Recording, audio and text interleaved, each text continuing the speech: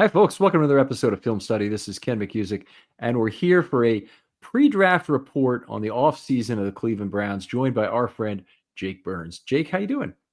Ken, I'm great. Thanks for having me, man. I always love to connect on these, and I know you came over to my show, and I always return the favor. We always do for each other. The good stuff is right before the draft. It's always just no matter how old I get, I just remember being a kid, man, writing it down on a notepad back when the draft was a single day. I do miss the single day version for some reason. Maybe I'm alone on that theory, but I'm excited about it, man. Good to talk.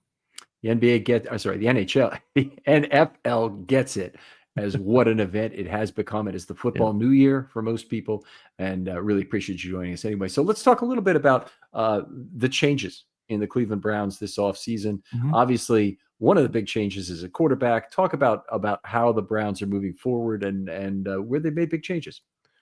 Yeah, they are in a crossroads at a couple spots, which I'll try to illuminate for you. So they're they're in a weird position, Ken, of trying to we have a good core and we want to compete, but we also know we're missing some elements that really matter. And so they're in this sort of crossroads at a couple positions, like you said. So the quarterback thing got weird. It's been weird for years. I mean, to remind your folks, like we haven't been involved in the first round since 21. So it's a welcome thing to be involved in the Thursday night again. Maybe not not as excited to be a second pick because that's not where you want to be, but it is good to be back in the first round to see your team improve. They've just missed so many. You need those first round picks. You need the youth inflection Mhm. in your roster, and so it's good to be back in that regard. But the quarterback stuff is obviously the leadoff, like you said. They dealt with Watson tearing his Achilles and tried to see if Jameis Winston could, like, they gave him a real runway last year. Like, if you play well and show us you can be a competent turnover, reel the turnovers in, continue to maybe drive the football, just play within the means that they would have thought there was another year or two relationship to be had there. But Jameis was himself. I mean, just it's the same guy it's always been. A step forward, a couple steps back, just careless throws and bad moments. And there's always some good. There's always some tight window throws. There's always some fun. But just not enough to feel like, okay, that's our bridge to the next location, right? So you start to feel like in the offseason you get a second or like a re-rupture of the Achilles for Watson. So like I had written him off anyway, but that's like signing everything away. Now it's just wait until they can officially spread the cap hit over a couple years, and that probably happens next offseason. We'll see. It could get a little more strange, and maybe they wait another year if the whole thing is like, it depends on how Watson's camp handles it. But nonetheless, that is done. So it's really just figuring out the next plan. They traded a fifth round pick for Kenny Pickett. I personally did not prefer to go that route because I know who Kenny Pickett is. Sure, he started some ball games in the NFL, and sure, he's seen some moments. But if I'm the Browns, every asset I'm using at quarterback is about finding somebody who is potentially the answer, even if it meant trading for Joe Milton, because you don't know what it is, right? I understand Kenny's basement is a little higher, but you don't know. Maybe Milton figures it out. Maybe there's something there that clicks. So the same for Malik Willis, another kid, the That was a backup for good the one. Packers now that I was interested in, like throwing a late round pick at. Let's see if basically my theory, Ken, has been everybody involved in the quarterback room. I want to have an opportunity here for them to be the long-term answer. And they've gone a different route. They went the Pickett route to try to raise some of the baseline. Then they just recently signed Flacco to kind of reassure themselves that they got a couple warm bodies that can navigate some of what they want to do, kind of reverting, because last year was a bit more leaning into Ken Dorsey and Deshaun Watson's, preferences for offensive structure, kind of pushing it back in the world of, and we'll deal with this more in late leading up to the season, but more of what Kevin traditionally likes to do. So that's a different type of quarterback this year. We will see what the draft brings, but I know we're kind of side-eyeing those guys, but that quarterback stuff's the biggest thing. And then, they don't really have a plan at running back right now. I know it's a great time because there's a lot of really ridiculous talent in this draft. So they do not have anything in works with Nick Chubb right now. There are ways in which the Browns can be advantageous to take advantage of his service time in the NFL and their connection to him and pay him more than anybody, but not have it count against the cap so heavily. Yeah. So there's a world in which I do think these two get back together, but I do think the Browns want to be patient and see what the draft brings them and then go from there. So that's a spot. There's yeah, go ahead, Ken. I know I can ramble a bit there. I just want to say with regard to that, you're talking about a veteran benefit contract where I Correct. think it's called that, where that's what the Ravens gave to Patrick Ricard. They actually gave him all of their money, but you can split it up to two players. So there is an Correct. opportunity to do that. So Chubb could make, if memory serves, he could make about $3 million and a little bit, and have it count only the minimum against the cap. Correct. Yeah, and that's the benefit. Nick can make some real money, and the Browns get to save themselves from committing, every cap dollar with their structure right now is so incredibly vital. So yeah, there is a world in which that I do think that comes together. I do. So we'll see, but I do think they're going through the draft to see what that shakes out to look like. But to kind of wrap up offensively, they feel okay about their wide receivers, but they're definitely open to one. I think the Travis Hunter thing, which we can dive into or we cannot, but they're going to take him.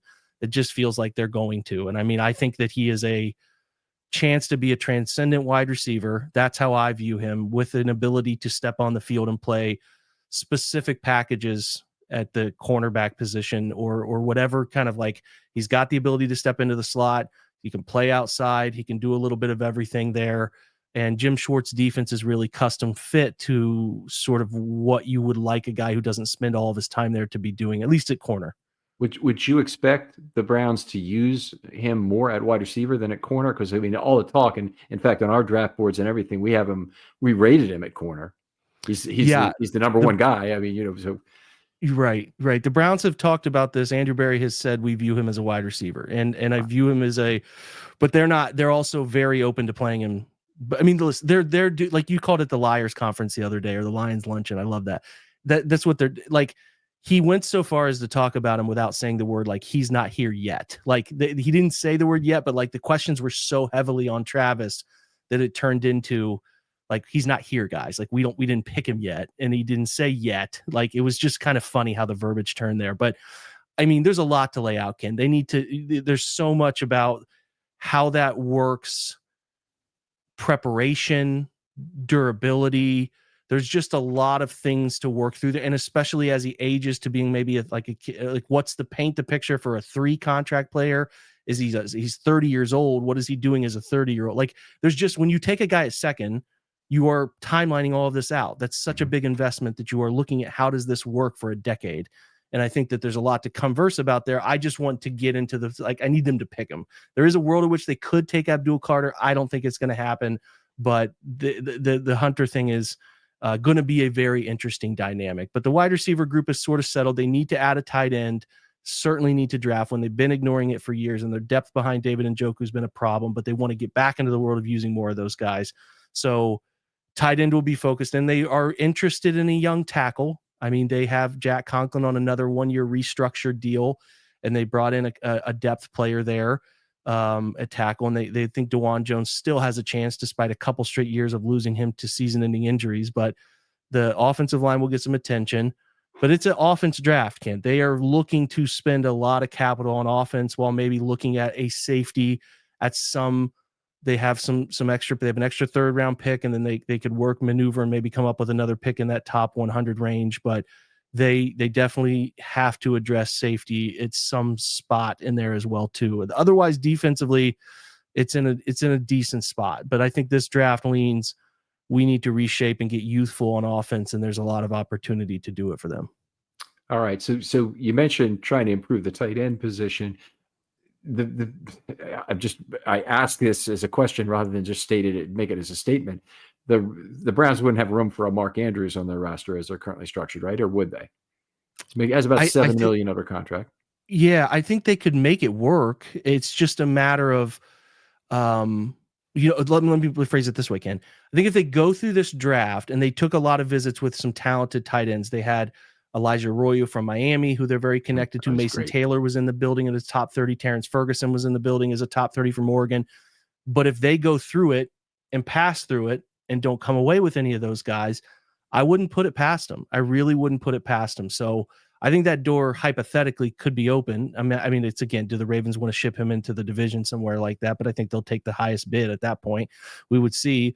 But I do think they want to get in a world where they're running more 12 personnel, because the ability to live in more 12 personnel for them probably fits best with kind of like managing some of the snaps for Travis and kind of keeping Cedric Tillman and Jerry Jeudy involved and like making all that work and mesh together. So I do think there's a world in which they would be very interested in the right tight end if he's available too. But I think, again, if they go in and they find that they're like sitting at 67 and they love Arroyo and they can't pass on him, or Taylor somehow finds his way, I don't think he will, but somebody like that, they've just been kind of ignored. They drafted Harrison Bryant a few years back. I think actually, ironically, I think the 21 draft, I'm losing my mind a little bit. That's the last tight end they draft. They have not gone into that world. They've dipped into the Jordan Akins, like the veteran, more pass catching veterans behind David, and hasn't borne much fruit. They need to get into a world where they find a guy that means something behind David or parallel to him.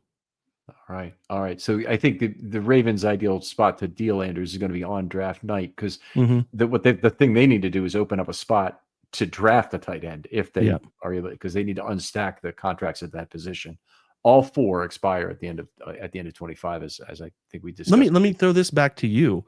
Is there a world where you guys, I know that you have some young investments in that secondary, but like a Greg Newsome would come up.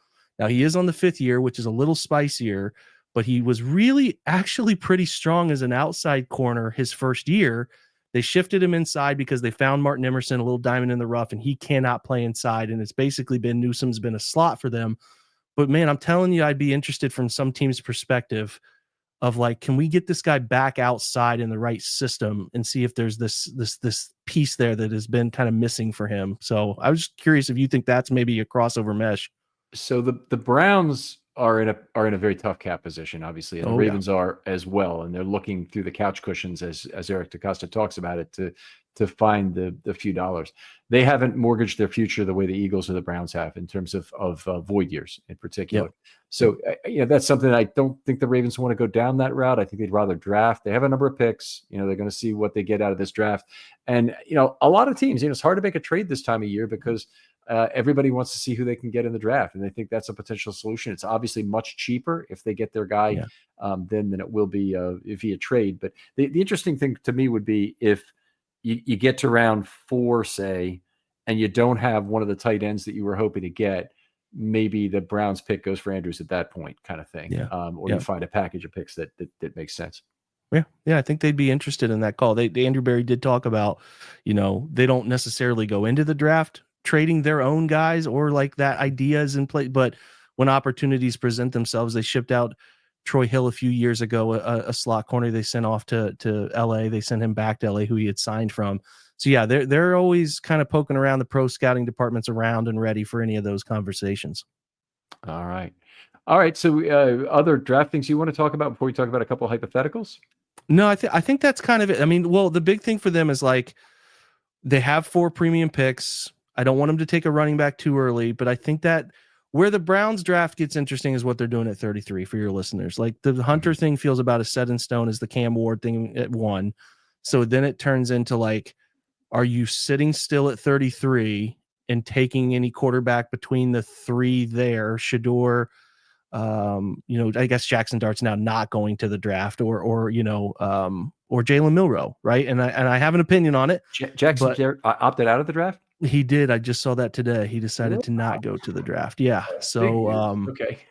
yeah, it's interesting, isn't it? But yeah, there's other names that kind of float loosely. The Tyler Shuck thing happens here and there, but I don't have any reason to take that very seriously. So it's a matter of like at 33 or moving up, which I know we're going to talk about, is like, what are they most interested in doing? So yeah, that 33 spot is the most interesting spot for them. So there'll be some more pressure on Shador to be drafted by either the Saints or the Steelers, I would think, based on where they are. I don't know who else is really looking at that level other than the Browns. Yeah, I mean, as far as in front of, there's been some loose LA, the Rams stuff here about maybe looking for somebody to kind of take over at some point and be patient, be very plan-based thing behind Stafford. But I think they want to still compete. They're going to use that pick in a more meaningful way for them. So yeah, I think you're right. I think it turns into like, if he gets past Oakland, Las Vegas, and then kind of gets to New Orleans and there's nothing there with New Orleans. And then the Steelers stuff doesn't. I talked to some Steelers people. They don't think it's happening. So it can get very interesting about a team.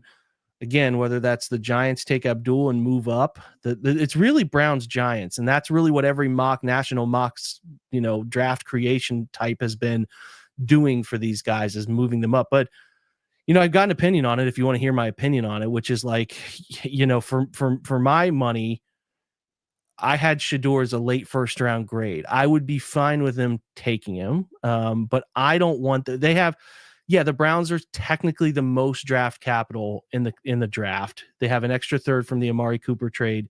They did give up a 5th rounder, like I said, for the Pickett situation, but like they don't have as much as the data tells you, because they only, like, let me phrase it this way. Inside of the top 104, they only have one additional pick. So like, I think that them shipping off, when they haven't had these premium picks for so long, shipping off a serious pick, maybe going 33 and 67 to move into 24, whatever that looks like for a team to slide back 8, 9, 10 picks. That's where it's like, man, they have so many places that need players of youth, but not just youth, but meaningful youth, meaningful talent, that it does get really dicey there. Now, again, if you're moving up for a quarterback that solves your problems for the next decade and a half, like, no one cares, right? You look back, you laugh about that. But the risk reward of it is interesting to me because, like you said, Ken, there's not a lot of teams at the end of the first. I'm just of the belief that I'm sitting still at 33 and seeing how it falls for me, because I don't think there's a giant separator in any of those 3 guys. And if it's me personally, and I'm watching your guys in Baltimore with the unicorn at quarterback, I'm watching Joe Burrow, who's this diagnose and slice you up quarterback. I need in the AFC to chase something.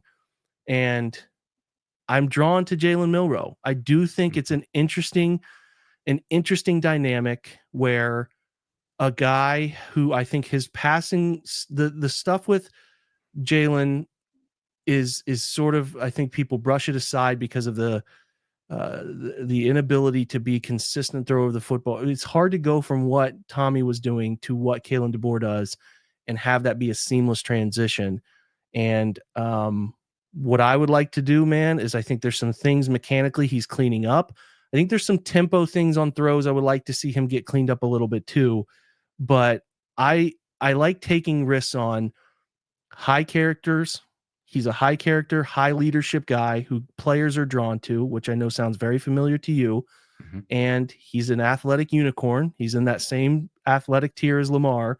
Now, Lamar's a much more gifted natural thrower of the football. The Louisville stuff played out. We saw it. I don't know how the league didn't see it, but nonetheless, he's more advanced. He was more advanced coming into the league.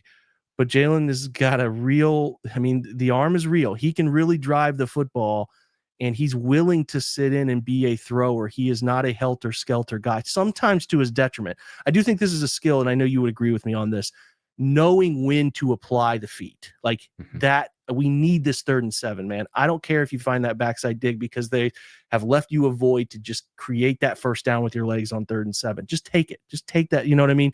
There's some of that with him, but if you can be patient, you can put the right quarterback run game +1 plan in front of him that changes the scope of how defense is played, and then sort of work in more of those NFL downfield 1, 2, 3 concepts, there can be something here. I do find myself very fascinated with that player. I do find it interesting if anybody, the other teams in this thing want to jump in front of them, et cetera, et cetera. That's where I'm like thinking the Browns don't want to go up to 15, 21, 24. I think it's like 29 is the earliest I would expect them to start poking at the Commanders. But Philly, Andrew Berry's got a great relationship with the Philly front office, having worked there, been there. Maybe they're going up a pick to get the 5th year, sort of again, identical to some of what Baltimore was able to do with getting Lamar at the end of the first round too. So that's where I'm just drawn to that idea, because if I don't love the traits of the others, why don't I chase a 2nd round pick worth of traits? It's just a fun gamble to make. And I think, again, so much to like about the player, and also recognize that the basement can be low. It could fall out, but the player is so fun. And it would just be like, if he gets to 80% of what he could be, that's a really good football player, Ken. It's a really good football player and a dynamic weapon in a +1 run game scenario. And you know better than anybody how hard that can be to defend, at least not just straight defending the play, but preparing for it. Yeah. That is so challenging. Yeah, it definitely drives the defensive coordinators nuts to have to reteach in a lot of cases their defensive players the assignment football necessary to stop it. And Milroe may or may not be a guy who reads leverage the way that Lamar does, because that's one of the things. You go after the running back and leave Lamar out, even if the appropriate guy is in the appropriate space, he may not make the appropriate tackle. Yep. And you've got that as a possibility. But I did see Jeremiah, I think, was the one who said Milroe had the highest upside of any player in this draft. I get it. I mean, it's the same thing that people were saying about Lamar, but everybody was scared back then because it was a more top-heavy quarterback draft. And it's like, well, we see Lamar, we know what he could be, and we do recognize the ceiling, but the basement's lower. I just don't care so much anymore, especially when I'm getting into that range of like 33 to jump up. I want to chase, if you're ever going to be serious about this conference or the division, because of, what you guys are doing and what Cincinnati is doing, like, I need to chase that. I do. And I'm interested in that spot. Second pick in the draft, different discussion, right? Totally different. But when you're in 33, that's a spot where I'm like, okay, this is a spot we can take a calculated risk here, because if it pans out, we got something here. And you just don't find these guys every year. I mean, trading out of 2 would seem to be an option that the Browns would poke and prod at to great degree, because a lot of people are saying defer for a year their draft capital if you possibly could do it. It's just there's no way to trade into 26 and guarantee that you're getting the same kind of capital. And right. I don't think that Travis Hunter. I mean, if it were a quarterback, if there were 2 quarterbacks, that Manning and Rivers, were available in the same draft, then I think it'd be another matter of there'd be a bidder. But that's just not the case this year. It's nobody's calling. From everything you hear, man, there's like just a lack of desire. I mean, there are people that would be interested in but you're not. The reason you get out of 2 is because you're getting that quarterback tax that teams have to pay to come up, and there's just not. So I don't think there's that big of an appeal to do it. And I think some teams are sort of sitting there saying, well, let's see if the Browns actually have the stomach to make that pick and make that take it, because there's a little bit of risk you do take with Travis. There is some unknown there. Yeah. All right. So the last thing is one thing we talked about as a hypothetical on your show is the possibility of the Browns trading back into the first round. You mentioned that you thought the highest they might go is 28, 29 kind of thing, but the Ravens are sitting there at 27. And, I think the pick could well be for sale. So we can look at it 2 different ways. The first is, would it be 33 and what else would be going for it? And we could figure that out pretty easily from JJ charts. I think the more interesting question is the hypothetical that would the Browns be interested in moving back into the first round in exchange for their 2026 number 1? I think they would probably say a spot like it's hard, Ken, like 15 to 21 would probably be where they'd want to go to do that. But again, I think that I would hope, this is my opinion, I'm not obviously voicing the Browns' opinion, but like, I don't have faith that they're going to be a playoff team next year. And if you're flirting with a situation where there is very realistic here that Kenny Pickett and Joe Flacco are sharing 17 starts in your season, I cannot move off any future stuff. Like future meaningful stuff, just because if you pair that, what I'm pointing out to you, which is, your risk factor, your variable of outcomes here is like wide. It's very wide.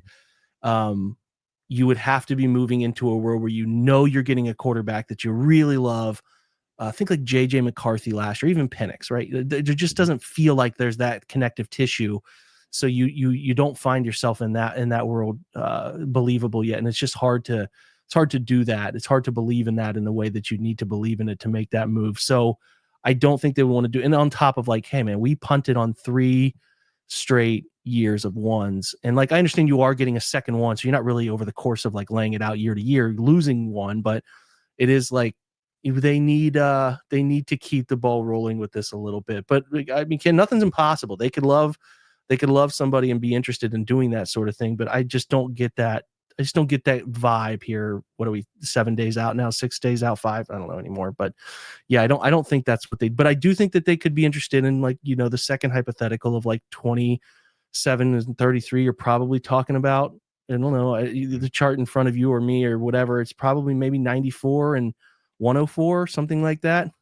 I'm not sure, but that is a spot that I think if they think a team is, hey, there's a real connection between the Commanders front office and the Giants front office that they're going to jump to 29. Well, how do we get in front of 29? Will we get to 27? That's where I think that could happen. And I think that it's just a matter of if the Ravens are willing to hear him out on it, because I think they could call, if they love Milroe or Sanders, they could want to get up there and do that. Yeah. So, I mean, I think all it would take is 94. If you're just looking at the JJ point values, because it'd be like 100-point difference in JJ for 124 is what the 94th pick is worth.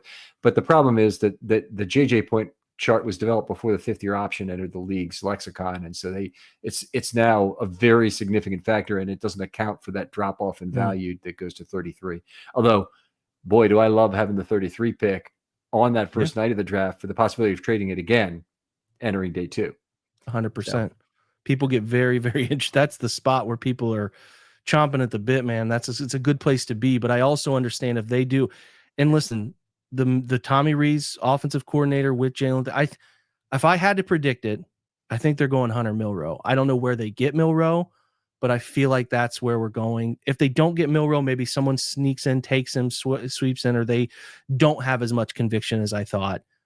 I do think they're looking at offensive tackle for which one of those, maybe the Connerly or the Simmons or the Donovan Jacksons that fall out of the first. I do think they want some youth and talent as a backup plan at offensive tackle that they would like to entertain if they can entertain that, because they go quarterback in the second round. But I think they're going to be 67's the earliest at running back, probably looking more realistically at 94, 104 at that spot for them, because they just feels like to me they know they need some other things ahead of that, and it's just the draft class is aligned to have some talented guys there.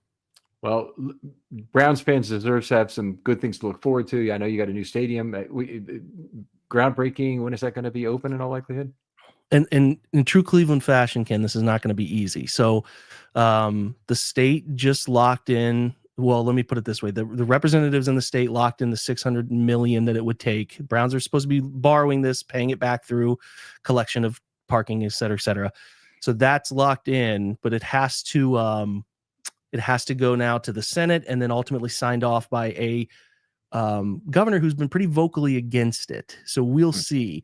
I think, listen, the situation here with the Haslams, they wouldn't go this far unless they knew they could get it done. They're going to get it done. The question is just like if something out of left field happens to stop it. Now there is, and again, this is connective, so maybe your fans do care, and it's just at least a side note, interesting thing that when the Browns left initially and headed your way, the city enacted what's called the Modell Law, which meant that they could not move. This team kept everything inside. They kept the history, all of that, but the Browns could not be moved out of Cleveland, was the theory here. They could not, that is locked history for Cleveland. Now they're moving to the suburbs. They're moving closer to Berea, which is about 15 minutes from downtown. And with that move, there's a whole bunch of stuff happening in Cleveland courts about if that is a viable thing to do, because you're technically not in the downtown limits anymore. But, this is all kind of over my pay grade, but this is the stuff we're kind of side-eyeing. And the key factor here, which I think I asked you before, but I forget what the answer is what tax authority is the same tax authority that covers Brook Park is in the same county as Cleveland is? Because Baltimore City is not part of any county; it's separate. And so Baltimore County, that's a big deal if they would move to Baltimore County. It's a different. Yeah, I think it's in the same county. So I think that's where the Browns are of the belief that this is fine. But don't quote me on that. Let me actually look that up right now. So Cuyahoga County, right? Yeah, I think it's in Cuyahoga County. But I want to make sure, so I'm not telling your folks that it's wrong. So it is in Cuyahoga County. So that is probably why the Browns feel good about it, because it maintains the Cuyahoga, and that's their argument. But the mayor of Cleveland and others are arguing that, hey man, this is enacted and basically saying you can't leave the city limits, and that's where it's getting spicy. Ultimately, look, people with money like this, it's going to happen. It's going to be a really beautiful dome stadium. It's going to feel like outer space in this division ultimately, but it's going to be a really beautiful stadium with a really beautiful build around it. but that doesn't mean it's not going to upset nostalgic Browns fans who are used to watching football in the freezing cold and all that stuff. But, if you win some games, Ken, nobody ultimately cares as much as they used to, because they just want to see these guys win. They're hungry for a winner and kind of getting punched in the stomach more often than not, So the Bills fans are eagerly to continue their frigid outside existence without a roof. And we went up there for the playoff game, of course, and it was a miserable night for us for a lot of reasons. I mean, that Right. you're plenty familiar with. But we sat in the club section, and I'll say that it's an outdoor club, but you're broiled in some heat lamps from overhead. That just it actually is no problem at all. Wow, The rest of the stadium, frozen tundra. It's a choice. I mean, I get it. I certainly would have understood the Browns redoing their current state, but the stadium needed some stuff that was really shaky. They built that thing so hastily when they got the team back, and it just wasn't well thought out locationally. And I understand that people like the tie to the location. They grew up, their parents took them to ball games in that area, I get it, but it's got a chance to be really beautiful. It's got a chance to feel like you're in a different world when you're there. And I do think that one of the better modern day things with these domes and the way they're trying to build this, which is similar, they're having the same architecture group that did the Minnesota stadium, is very much built toward creating really hard crowd noise to deal with. A whole single side section that runs bottom to top. Yeah, they want to build that in a way that it's like very glass structured, so the sunlight comes in, you feel like you're outside, but it's very centered on creating havoc with the crowd noise. And I think that ultimately can be just as disruptive as your fingertips being pretty cold too. So we'll see. I'll say that the stadiums in Indianapolis and in Minnesota are two of the really uncomfortable places for me to be inside of. I'm a photosensitive guy, Yeah, and that light coming through glass is just one of the most miserable feelings. I haven't experienced it.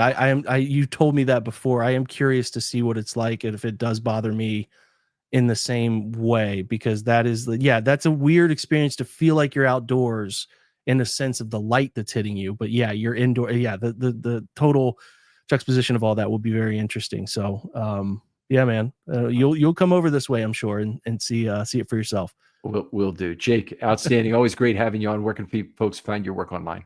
Yep, just brownsfilmbreakdown.com. We're gonna hopefully someday down the line, I don't know when, but hopefully maybe get some more of the division teams in this film study world we're doing. So find me there, and then at Jake_Burns18 on Twitter as well. Just try to have good, healthy football conversations as often as we can. So always appreciate the banter.